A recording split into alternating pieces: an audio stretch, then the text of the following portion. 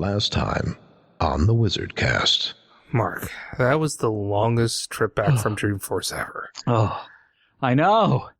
Geez, that took us like a whole month for us to get back. I mean, I told you we shouldn't have walked. I mean, my legs are killing me. Oh, I know. I mean, even walking, that really seemed like it took a long time. Why would it take us that long, really? Time. Oh, I know. It is a long, long time. It's felt ridiculous. No, I mean, ever since Mark Benioff bought time, it's been in real short supply, so everything is just taking longer. Ryan, he bought Time magazine, not, actual time itself. So little time, sunrise, sunset, swiftly flow the days. I know, no more. We can't do the copyright thing. And now the conclusion of the WizardCast.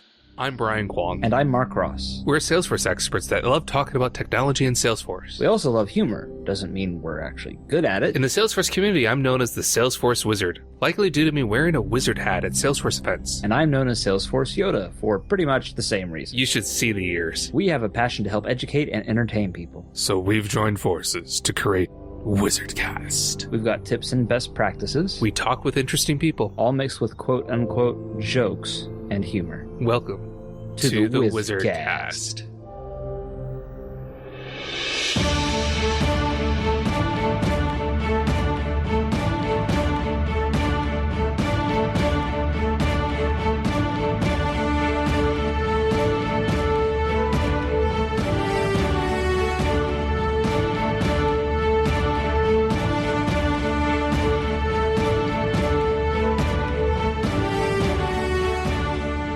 Mark, did you hear about the hungry clock? It went back 4 seconds. I don't have any words for that, so I'm just gonna keep talking and stalling for time. Time. It's all coming full circle back in. You had a clock joke and you had a time joke, and yeah, I get it now. Okay. All right. I'm not at all tired and exhausted after Dreamforce. Even weeks later, I haven't fully recovered. Yes. Yeah. Well, it is good to be back.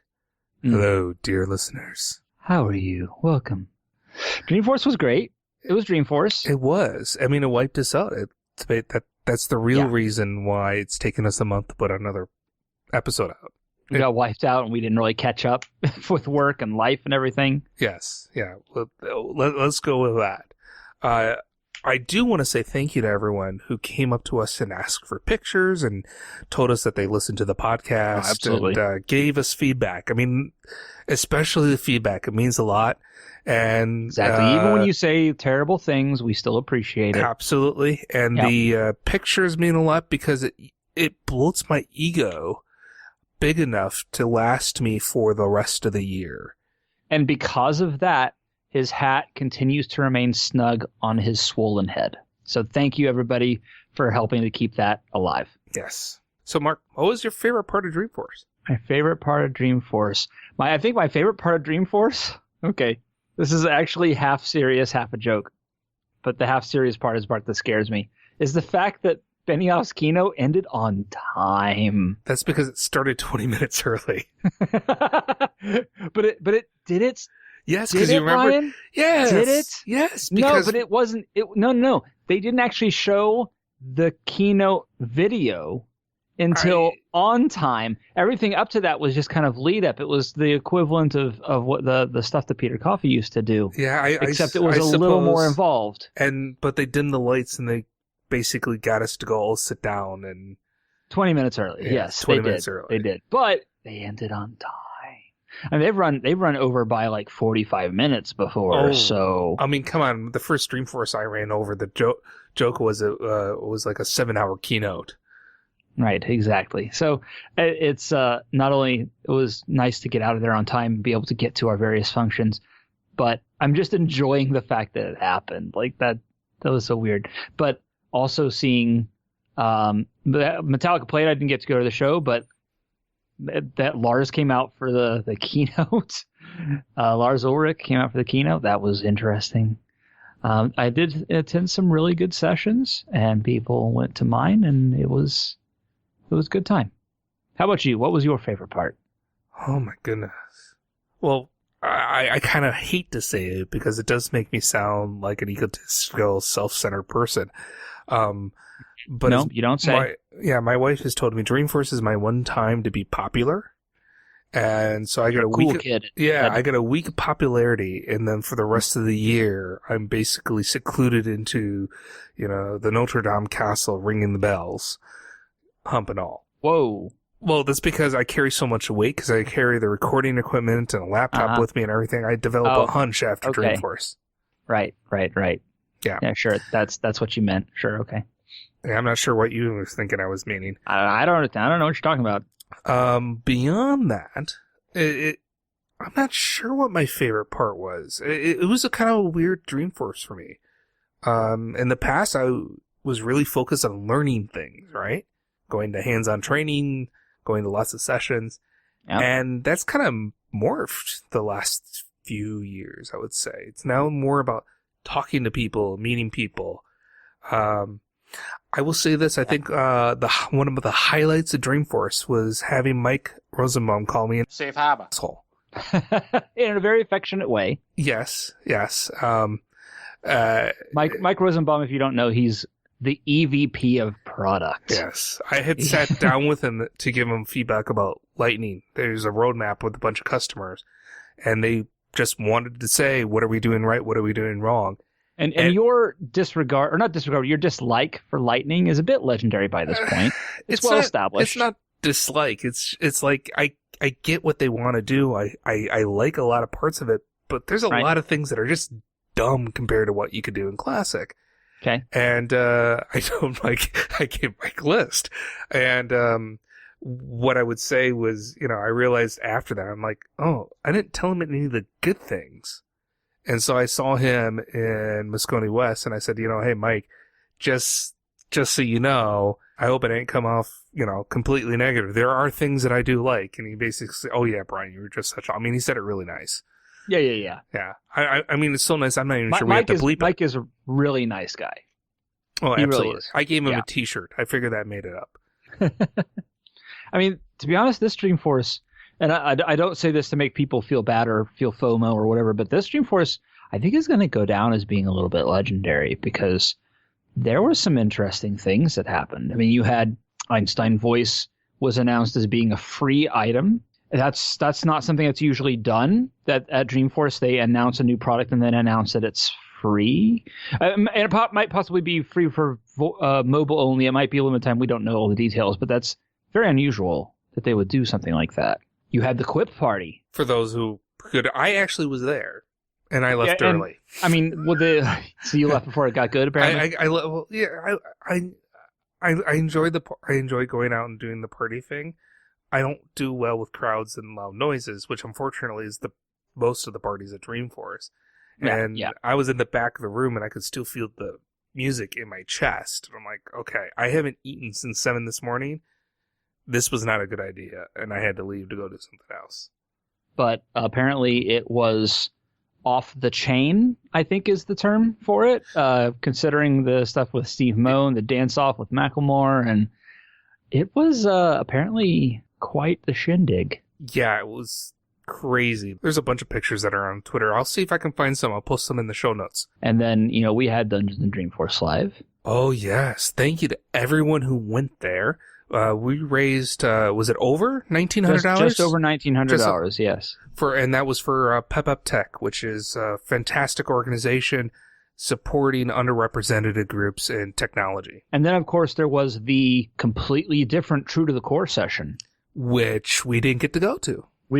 But is now up on YouTube, so people can go watch it. And I highly suggest everybody does, especially if you've had any sort of issues, gripes, complaints with Idea Exchange. They go into great detail about what they're going to be doing in the future to deal with that. So That being the first of its kind, the first one with Brett Taylor, the first one with Shauna in the audience as a customer instead of on stage. Oh, Shauna, we miss you so much. Oh, and I know. So there's just a lot of interesting things that happened at this year's Dreamforce. A little bit legendary, I think. Yeah, I think no, you did that wrong. It's supposed to be legendary. I mean, come on. Dated pulp reference. I hear that at the same time it seemed kind of underwhelming for me. Compared to past years. Well, you left the party early. You didn't go to... No, I'm not, go to the core. I'm sorry. When I think of Dreamforce and I think of what makes it epic or what makes it cool, it's not the parties. It's what actually happens in Dreamforce proper, because not everyone can go to those parties. Especially, things like the Quip party and the financial service party and so forth, because they are very restrictive and limited in the number of people that they can have into the venues. And there's 170,000 people that go to this. So when I think of the epicness of Dreamforce, I'm thinking about what's happening during the day. And, Einstein voice, it's cool, but at the same time, it's kind of like, I don't see that as something that's revolutionary. It's not a huge it's change. It's a step in the direction. It's a step in the direction. It's a step in the direction of AI. Yeah, I mean, so this is the thing. It's a practical application for AI beyond right, but suggestion box stuff. Right, and I agree with that. I can see that, but at the same time, it's kind of like, okay, there's been bigger, more epic, more big changes to the platform announced at Dreamforce previously than here's Einstein voice. I suppose Chatter was a big one, of course. Yeah, Chatter was a big one. Some of the stuff that they did with lightning announcements and all that wonderful things. Heroku. Yeah. So from that standpoint, I thought it was a little bit underwhelming. It also felt very much like things that I saw for, hey, this is what we've done and this is coming, just felt, I didn't feel the energy. And maybe that was maybe it's more me. Right? But it's kind of one of those things. We were both very tired. Yeah, we were both very tired. Yeah. But the one thing that I got excited for was the stuff that I saw coming out with the new Flow Builder and things that you're going to be able to do with Flow and Lightning components in Flow that basically means you can do whatever you want with Salesforce regardless of what they're doing with Lightning pages, because you got Flow. But even that's kind of like, well, that's not coming out to spring, maybe. Yeah. So for people like us, there's a little bit of a holding pattern. Yeah. So it was kind of it felt like something that was like hyped up a lot before you go to it. I don't know how much this is going to resonate with our listeners, but I'm an avid video game player, or at least used to be before I had children. When you had time to do so, right. Yes. And, there was what I like to call the Monoloo effect. There was a guy named Peter Monoloo who would come out and hype out all his games and say, oh, it's going to have this feature and that feature. And of course, most of it never materialized. So you get really excited and then you play a game and it's just, it's not that it's a bad game, yeah, but it falls completely short from the expectation that got set. And I think that's where I was this year. Well, feel free to tell us, reach out, let us know, contact us on Twitter, contact us in email. Let us know what you thought about Dreamforce, whether you were there, whether you were not, and what you thought. Yeah. But I think it's time now that we move on to our topic du jour. Yes, and I'm going to say, listeners, this is your fault. Wait, what? Yes, I asked if you wanted to hear Mark and I go through the release notes without reviewing them first as an episode, and you overwhelmingly said yes. Well, okay, you asked on Twitter, and Twitter people responded. So everybody else, feel free to blame Twitter. Yeah, if you're not following WizardCast_pod, then you're missing out. I meant blame Twitter itself, but, we're not that old yet, I guess. Yeah. So we're not going to exactly read the release notes on the episode because, I'm sorry, that would be a little boring. But I think this is be a great opportunity to Winter to talk 19 about... release delivers more connected customer experiences. Stop. Yes, that's why we're not doing it. Yeah. Let alone the fact that our voices would go out reading 300 plus pages. This is not chapter a day. this is a good way to talk about strategies for handling the release notes and just being release ready in general. I don't know about you, Mark, but I do attend the dev and the admin webinars that Salesforce puts on. Those are helpful. And those are helpful, but they're kind of on the markety cheerleader side, right? They definitely are. They definitely also typically are only going to hit the release note items that market well. Right. If it's something that's really impactful, but they can't really show it well or demo it well or is difficult to explain, they're gonna skip it. And sometimes it can be really disheartening when something that is really huge for people like us is just not easy to demonstrate, and so it never gets any visual love. But that doesn't mean there aren't awesome things out there. So webinars are a great place to get started, but they should never be your end-all be-all. You should at least always look at the release notes. And, I haven't been doing this too often, mainly because I'm paying for my own paper now. But I used to print out the entirety of the release notes. That was a fairly common practice. It was actually talked about quite a lot on Gerholt's show back when it was today. I would sit down with 3 different highlighters, and I would highlight the things that, are immediately impactful, the things that could be potentially useful, and then the things that were like, oh my gosh, what the hell's going on? This is problematic. I would do that as an admin for my company, and then when I became a consultant, I would do that for not just my company, but for all our customers as well. Now that I'm paying for my paper, because I work from home 4 days a week, I don't do that. Right. I even gave up the PDF version. I don't know about you, Mark. I stopped relying on the PDF, and I'm 100% web now. I actually use both. Really? And so I think we should talk about. We'll get into that, I think, as we're talking about our processes. Well, so this is how I release notes. Okay. I'm going to say first and foremost, I am lazy and I don't have a lot of time. Mm-hmm. And what I don't do is read the whole release notes as a whole immediately. Cover to cover. Yeah. The first things I do is I go to the web version, so not the PDF, and I click on the how and when do features become available. And the reason I do this is because it lists all the features that are coming out and lets you know, hey, is it enabled for your users right away? Is it something that an admin needs to do, or does an admin need to set up, or do I have to contact Salesforce to enable it?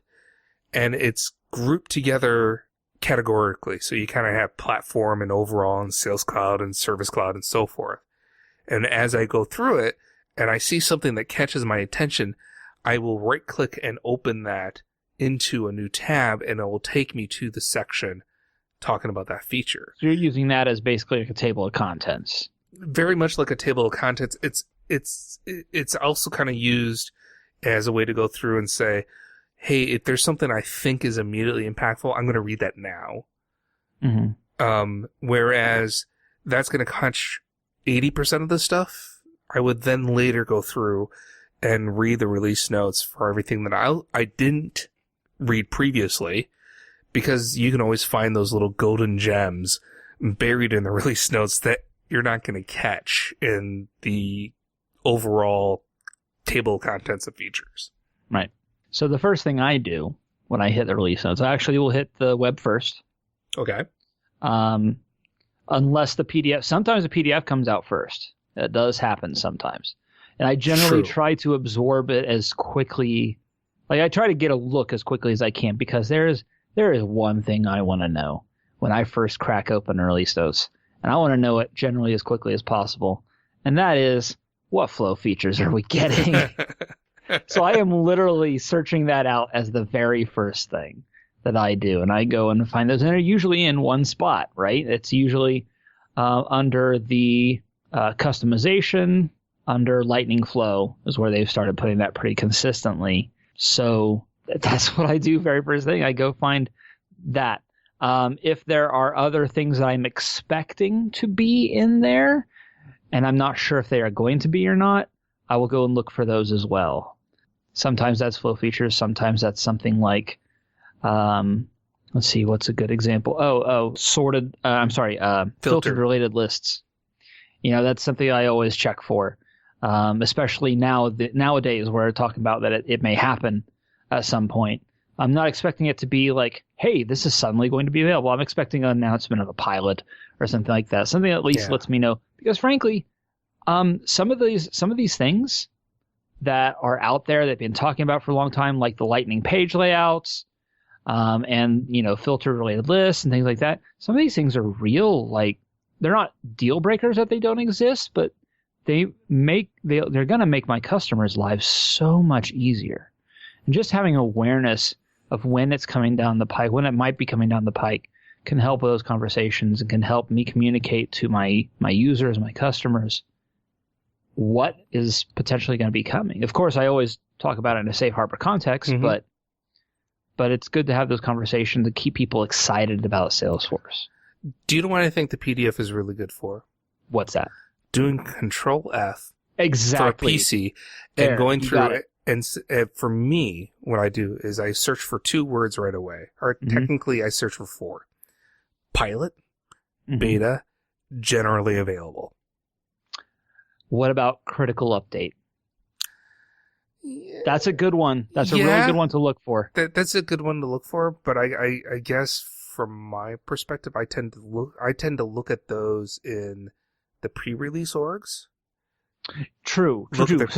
So let's take that digression real quick. That's an important thing that I think we have to talk about as well, even if it's really quick. So Brian, what is a pre-release org? It's an org that's been pre-released. No, it's a special type of org. It's a developer type org. Uh-huh. It's free. It's completely segregated from all the other dev orgs that you have out there. And what they do is they will put the new release, or at least the start of the new release, in these orgs before it hits anything and everything else, even before the release notes gets released. So if you have a pre-release org, you can go in there and start looking for what has changed long before the release notes have actually come out. So this is tricky. If you want to actually be able to get a real jump on stuff, what you need to do is next time you see anything on Salesforce Twitter, release readiness, whatever, talking about getting a preview org, a release preview org, get it now and get a preview developer org, not a preview enterprise org. That's an important distinction. Mm-hmm. If you don't have one already, get one of these. They only get released after the release notes come out. You won't see any talk about it until after the release notes come out. However, if you get a preview developer org, that developer org never goes away. And assuming you log into it more. Assuming you keep logging, because it's going to make sure. So it never goes away. And just as Brian said, if you got one, let's say Winter 19 is coming out. I don't have a dev org already. The release notes come out, and then they talk about getting a preview org. I go ahead and sign up for that. And then when spring comes, before the spring release notes land, the preview org will be updated with spring. And I'll be able to log in and see spring and look for things and kick around things even before the release notes come out. As long as it's a dev org. The enterprise orgs do not stick around. They vanish. So that's important. And one other thing you need to know is that the preview dev orgs, you might find something in it that ends up going away before the release notes come out. There was actually one this go round. Oh, what was it? That hit us. That hit me. The go to S-object flow local action was actually in the very org. First in the org, in the preview org at the very start. And then when the release notes hit, it vanished. It was gone. But if you like that, you could actually download it. It's available. That's true. Lightningflow.net. Yep.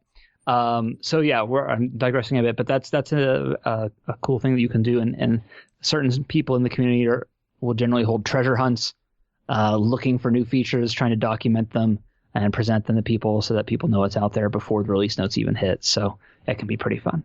Yeah, for those of us who don't have anything else to do with our time.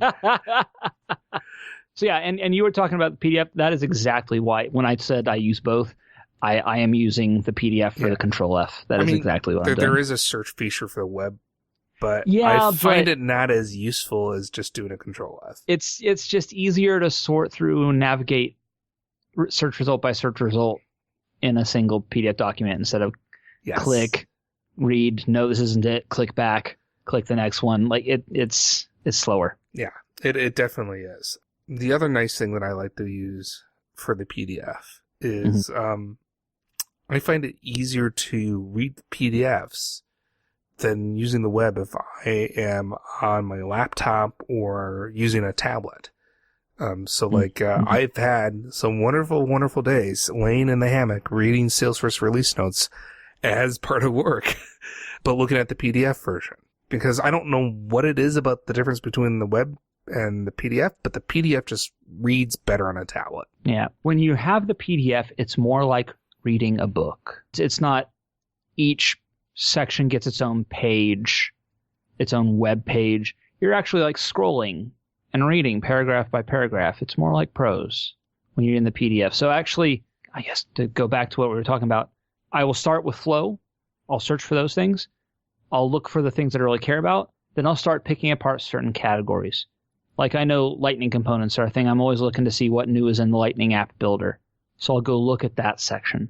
I'll go look at tasks because I know there's always a lot of stuff I'm looking for on tasks. And then after, when I'm actually ready to digest the whole document, I'll shift to the PDF. I don't know if what I just said has any value whatsoever. I'm not sure what, if anything, we ever say has value whatsoever. Indeed. So how then, if you're not using highlighters, Brian, how are you keeping track of things to note? So I have a couple of different methods. Okay. The third method is what I call I am just needing a list and I'll come back to it. I will have Notepad++ open up on my other screen and I will literally copy paste. Either the link, if it's the URL, or just highlight the name of the feature or something like that. So like if I'm doing a really quick peruse, I'm like, I know I'm going to come back to that, or this is really important, copy paste the Notepad. Later on, if I'm doing a deep dive, because I'm doing a deep dive with other customers of mine, not just my own, I'm also doing a deep dive because we do release overviews for my user group, and I'm often having to generate the content or display or present the content.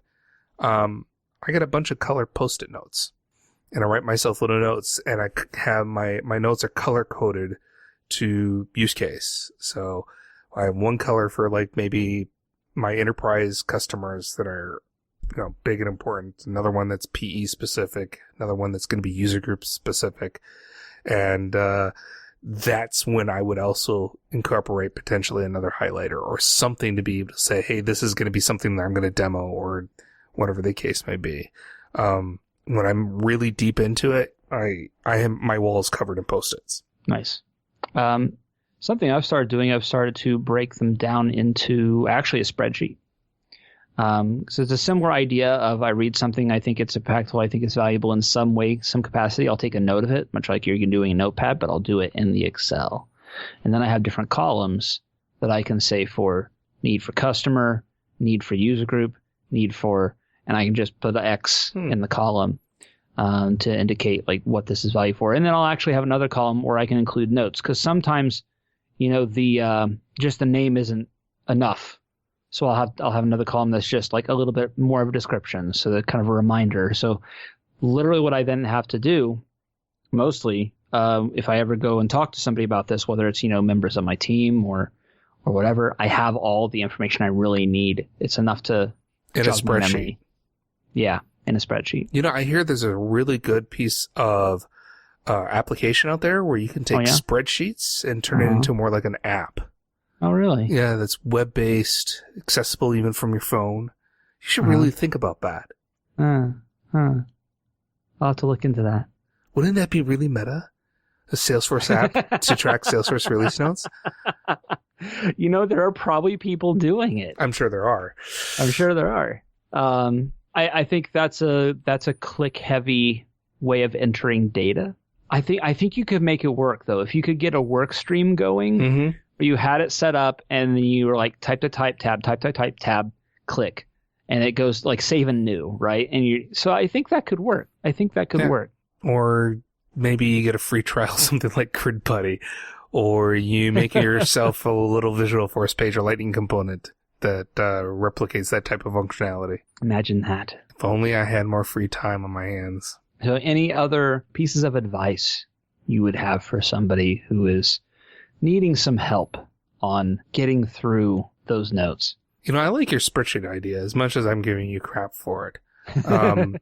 I will say I do fairly frequently print out a subsection, and that again is that same list of what are the features, that overview. Pick a few pages or a section of pages. Because it's only typically 3-4 pages long, and that's something that I can, typically will write and do some notations on. I usually do that mainly because like the release notes do change over time. There's multiple versions of it, so that's one of the downsides with the PDF, is if you download the PDF and you're relying on that download, if they release an updated version, you don't get notified of that. So you may miss out on something that gets more clear or gets added or sometimes even removed from release notes, where the web version is pretty much always up to date. And that's the other reason why I moved there, and I just print out subsections out there for references. So we did our evergreen content.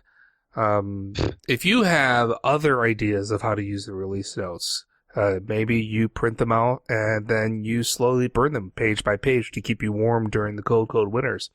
Let us know. Reach out to us on Twitter, WizardCast_pod. You can post a comment on our Facebook page or on our website, thewizardnews.com. So, Brian. Mark. What would you say were big ones for you in this release? Let's do that real quick. From the standpoint of things that I've used on a regular basis, filtered related lists, right? Or filtered list views. Yeah. Okay. I was going to say, list views. Filtered list views. Yeah. That is nice. That is nice. I probably use that more frequently than most of the other things that are out there. Is it filtering or searching, though? I think it depends on your definition. They're because all list views are filtered. True. Okay, so it is a search bar at the top of the list. Yeah, but you're searching the results of your filtered list. Yeah, but it's not searching a specific field, is it? No, it's searching indexed fields. So if you have fields like long text areas, if that contains your search parameter, it's not going to return in your list. Good to know. Mm-hmm. I think the one thing that kind of threw me for a curve, I got really excited for when I first heard about it, and then my excitement kind of got dampened as I learned about it, was the ability to deploy processes and flows active. Yeah, that went south real fast. Yeah. Because it's a declarative tool, meaning no code, right? Unless you want to deploy things active. Right. And that is much more interesting because apparently you cannot deploy an active flow unless you have written a test class for it. Yeah. So if you read it, it says... I'm not even joking. When you deploy an active process or flow, Salesforce is going to run your org's Apex tests and confirm that enough of your processes and flows have test coverage. And the thing about that is, I don't understand what is it actually testing in the coverage. Because with Apex code... I know, hey, if I write this in the unit test, this is what's going to get covered in the code. But from a process and flow standpoint, I think that's a little bit ambiguous to me. But the other thing I have is a test class is code. It's code. You just remove the benefit of having a declarative tool. Declarative. Yeah. So yeah. This is very cynical. This is probably not true. I don't even know if I should be saying this. I love the flow team. You guys are awesome, but it really feels like something that somebody did so they could say their idea was marked as delivered. Well, I will say this. I am not against having something that tests flow and processes to make sure that the output does what you want it to do. Absolutely. Right? But that's not a flow writer's job, typically. Well, no, here's what I'm saying. I just think that if you're going to do it, you should do it in a declarative manner, because it's a declarative tool. Yeah. Amen. And I'm all on board for that. And if you think about it, to a certain degree, because a flow is a flow is a flow, if you are saying, hey, I need to have a flow loop through a bunch of records, you could create a flow that creates the records that tests the flow that is looping through the records. So I'm a little confused why. Maybe that's what's coming. Maybe that's true. Maybe this is one of those things where it's the first step, and it seems silly now, but it'll make more sense further down the pike. And we happen to know there's people that on the flow team that listens to this podcast. So I'm sorry for what I just said, because that was kind of mean. I'm not quite sure why they listen to our podcast. But thank you, everyone. Seriously, we know we do like you, but like the things you're doing. But my goodness, this one just really made me scratch my head. Yeah, it did. Yeah. So I'm hoping it's a start to something. But other than that, it was a lot of smaller things that I really liked and are very subtle. Like having chatter posts as drafts, or I'm trying to think of what was the other one. Dependent pick lists. You don't have to have a default value selected. But those are pretty big to some people. Yeah, they're big, but those are game changing to some people. But at the same time, they're subtle. They're subtle. They're small. They're not something like a huge new feature. It's something that is really kind of simple, but can have a huge impact. Right. Now, Mark mentioned the fact that I'm a little on the cynical side often when it comes to Lightning. There are some things that I think that I really like what they're doing with Lightning in Winter 19. And one of them is doing things like viewing page performance, right? And seeing other metrics in the Lightning usage app. I think that's very useful at times. And I'm a little mixed on this because I like the idea of this, and it was just frustrating with the way that it got implemented. But the welcome mat. So you can have a welcome mat that pops up the first time someone uses Lightning, and you have the option to quote unquote customize it. But to customize it, you're not like using the app builder and saying, I want this here, I want that there. You basically have to create a whole page, which seems really excessive for a welcome mat. There is one other thing that I would like to point out. And I'm not that interested in it myself, but I know a lot of people have been clamoring for this. We're really excited when it landed, and that is display density. We've been calling this in our teams. We've been calling it the comfy cozy settings. Though isn't that literally what it says? No, it's comfy and compact. Oh. And it's the ability now to actually, on a person by person basis, determine if you want the way Lightning displays fields and various things to be more compressed so you can fit more on a screen, or to have it how it's been, the current, which is the more comfy setting. I personally like the comfy. It doesn't bother me that much. If I was getting something like 5 columns out of a list view, then maybe I'd be more inclined to look at the compact. But it's an interesting thing. A lot of people really like it, and they've been clamoring it. I'm just not that into it, and I think it's come across a little bit unfinished. Like when I haven't taken a look again lately, but when it first landed, it was actually wrapping field names, and it was breaking words apart in the field name to get the text fit onto 2 lines. Oh. It wasn't actually breaking at the spaces. It was breaking mid-word, like very consistently. And I'm not sure if they fixed that yet or not, because frankly, I haven't gone back. I haven't tried it again. So it came out, and I understand there were some known issues. I think they've already been resolved when it first landed. And it was just at first like, oh, this isn't quite ready yet.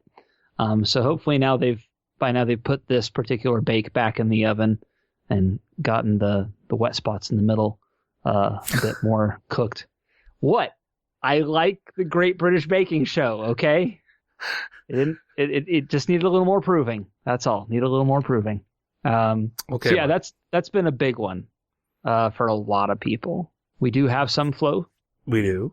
We do have some flow. We got some new flow controls, which are nice. So we can do email fields, phone fields, URL fields where they actually will check to make sure it is valid. Well, what do you think of the, I'm going to use the wrong term. Not the event, the guided action list. I think it's got a lot of potential. I have yet to find a use case for it. It depends on being in a system that has a lot of flow. Screen flows specifically. Screen flows specifically, exactly. And while if I were in a more corporate environment and I had an org I was in charge of, there would probably be a lot of screen flow. As a consultant, flows take a lot of time to write, and customers don't always want that type of time spent, when there's other things they would rather see developed. So I haven't had opportunity to really play with it. How about yourself? I'm in a 2-person company, so we don't have a lot of screen flows or the needs for a lot of screen flows. I can see the benefit to it, but at the same time, I think it's kind of a niche use case right now. I can see it for kind of a replacement from having to have a whole bunch of flow buttons at the top of your screen. And especially if you have a situation where, hey, you need to run flow A first, then B, then C, then D, then E. Maybe have it happen at different points. I can see the guided actions being a lot more useful, especially for new employees. Mm-hmm. But I haven't really seen an org that is using flow to that extent. In my situation, it's usually, if you're talking about like a single object, it's either a whole bunch of stuff behind the scenes, so no screens, or it's like maybe 1 or 2 screen flows that get called either in the middle or at the end. Not like a series that you need to call through the whole process of whatever record is being managed. I think those are some pretty good items. If you have something that you have been waiting for and has finally released, please let us know. Please reach out to us. I do have to add one more thing. Because we had Vladimir, the PM of custom metadata types, on here. And if you recall from that episode, he mentioned that coming out was being able to use them in advanced formula fields. And it came out in Winter 19. Womp, womp, womp, womp. Haven't used it yet, but they're there. No, I haven't yet either. But yeah, they are definitely nice to have.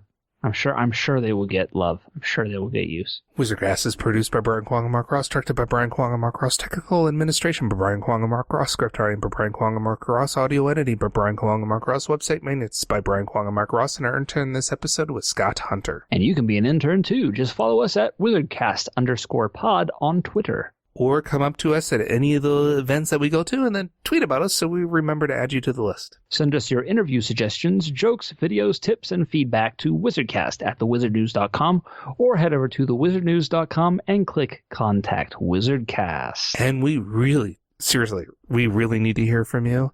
If you could ask Parker Harris one question, what would it be? Submit a question by going to bit.ly/ParkerQuestions and fill out our short form. And of course, we're going to be doing another one of our popular idea exchange highlights where we talk about ideas that are out there that could be submitted by you or other people. We need to know about those ideas. Go to bit.ly/idea highlight to submit an idea to us.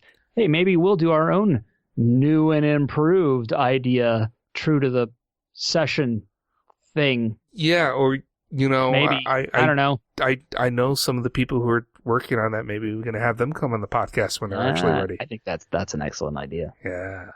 Don't forget to subscribe to the WizardCast and receive our next episode automatically. Please post reviews on Apple Podcasts, aka iTunes, and share this episode. It helps others to hear what you just had to endure. You know what would be fun? We should do a WizardCast chain letter. That sounds like why?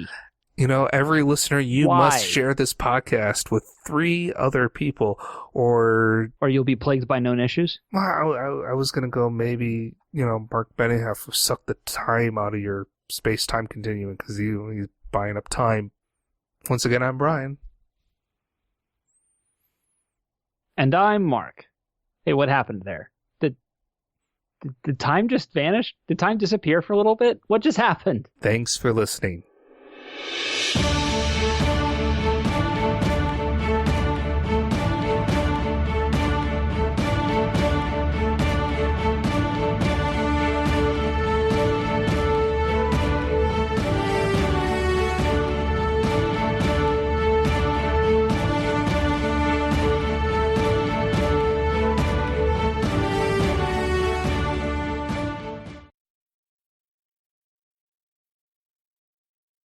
Mark, did you hear about the hungry clock? It went back for 4 seconds. Oh, that was terrible. You botched that. I botched that.